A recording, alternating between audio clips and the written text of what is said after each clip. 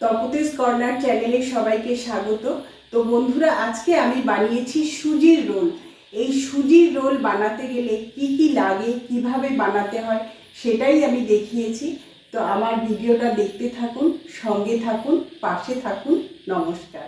অনেকগুলোই রোল তৈরি হয়েছে, মাত্র 1 কাপ সুজিতে অনেকগুলো রোল হয়েছে। তো আমি এই সুজির রোল বানাবার জন্য মেজারিং কাপে 1 কাপ সুজি নিলাম। সুজিতে কিছুটা জল দিয়ে আমি 10 মিনিটের জন্য সুজিটাকে ভিজিয়ে রাখলাম। তো 10 মিনিট পরে আমি দেখলাম সুজিটা একদম নরম হয়ে গেছে। তো এই সুজিটাকে এবারে আমি বেটে নেব। এই সুজি বাটা কিন্তু একদম মিহি হতে হবে, ভালো করে বেটে নিতে হবে। তো দেখো আমার সুজি বাটা হয়ে গেছে। তো আমি এর ঘনত্বটা তোমাদেরকে দেখিয়ে দেব। খুব পাতলাও হবে না, আবার খুব ঘনও হবে না। এই ব্যাটারের মধ্যে আমি দিয়ে দিলাম কিছুটা পেঁয়াজ কুচো। এবারে দেব গ্রেট করে রাখা কিছুটা গাজর।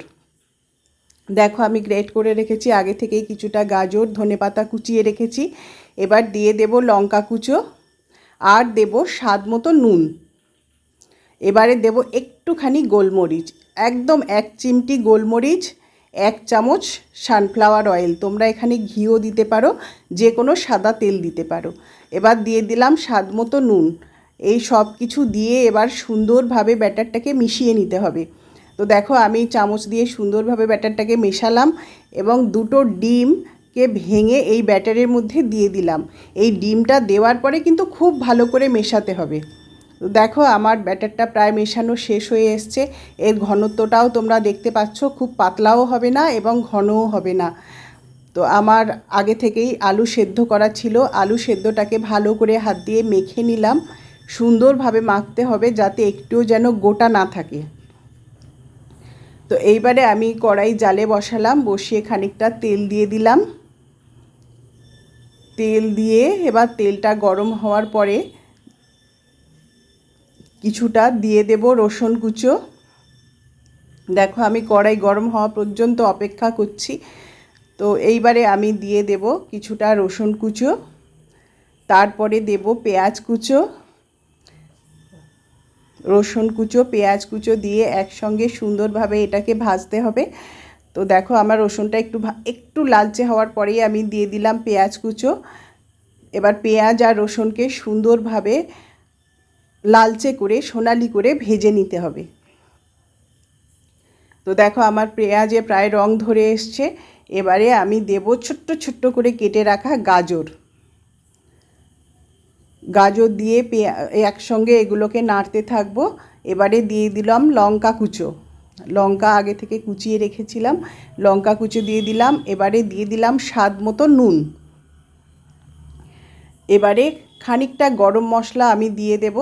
গরম মশলাটা দিলে অনেকটা স্বাদ বেড়ে যায়। তো আমি এটাকে সুন্দরভাবে ভেজে নেওয়ার পরে আমি মেখে রাখা আলুটা দিয়ে দিলাম। মেখে রাখা আলু দিয়ে এবারে সুন্দর করে এটাকে কষিয়ে নিতে হবে। তো যেন এর মধ্যে একটুও জল, আলুর মধ্যে একটুও জল না থাকে। আর ওই যে পেঁয়াজ রসুন এগুলোকে আমি ভেজে রেখেছিলাম, সেগুলো যেন আলুর মধ্যে সমানভাবে মিশে যায়। আর নুনটাকেও দেখতে হবে ঠিকঠাক আছে কি না। তো দেখো আমার প্রায় এটা কষা হয়ে গেছে। দেখো সুন্দরভাবে এটাকে কষিয়ে নিয়েছি, সুন্দর একটা রঙও এসে গেছে। এইবারে আমি কড়াইটাকে চুলায় বসিয়ে মাত্র ছোট চামচের 1 চামচ তেল দিয়ে তেলটাকে পুরো কড়াইয়ের মধ্যে ছড়িয়ে দিলাম। তো এবার ব্যাটার যেটা গুলে রেখেছিলাম সেটা আমি আধ বাটির মতো নিয়ে, ছোট বাটির আধ বাটি মতো নিয়ে কড়াইতে পুরো ছড়িয়ে দিলাম। কড়াইটা ছড়িয়ে দিলাম, দিয়ে এবার কিছুক্ষণের জন্য ঢেকে রাখলাম। ঢেকে রেখে 2টো সাইড সুন্দরভাবে ভেজে লালচে লালচে করে ভেজে নিলাম। তো দেখো আমার এখন প্রায় ভাজা হয়ে এসছে। এইবারে আমি একটু ঘুরিয়ে তোমাকে ভেজে নিতে হবে, কারণ যেন কোথাও কাঁচা না থাকে। তো আমার দেখো 2টো সাইড লালচে লালচে ভাজার পরে যে আলু কষানোটা ছিল, সেই আলু কষানোটা আমি লম্বালম্বিভাবে দিয়ে দিলাম। দিয়ে এইবারে আমি যেটা রুটির মতো গোল করে রেখেছিলাম সুজির ব্যাটার দিয়ে, সেটাকে আমি সুন্দর করে চামচ দিয়ে হাতা দিয়ে আমি এটাকে রোল বানিয়ে নিলাম। এইভাবেই আমার সুজির রোল রেডি। তো বন্ধুরা, আমার ভিডিওটা তোমরা দেখতে থাকো। আমার সঙ্গে থেকো, পাশে থেকো। ভিডিওটা দেখার জন্য ধন্যবাদ। নমস্কার।